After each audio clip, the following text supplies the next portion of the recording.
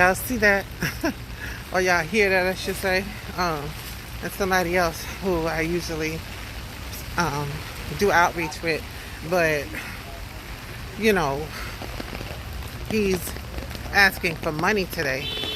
And the one thing I learned the hard way is don't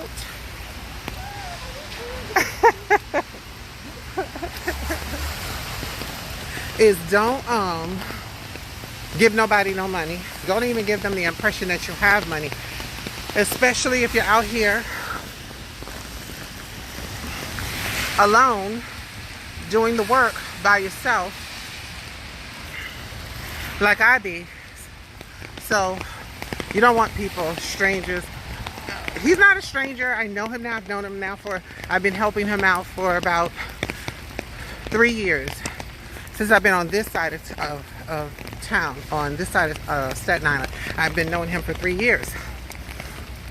And, you know, I've always given him clothes, cosmetics, shoes, buy him something to eat.